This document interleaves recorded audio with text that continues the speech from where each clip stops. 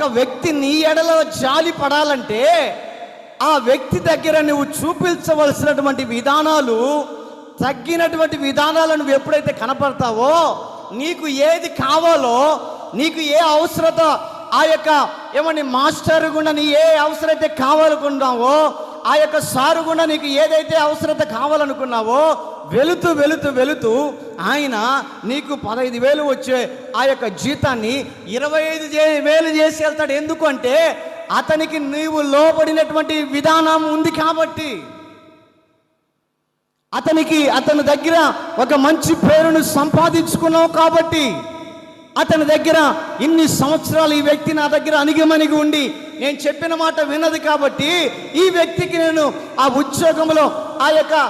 ఎక్కువ రాబడి, ఎక్కువ జీతం వచ్చేటట్లుగా నేను ప్లాన్ చేసి వెళ్ళాలని నీ ఎడల జాలి పడతాడంట. అలాగునే యేసు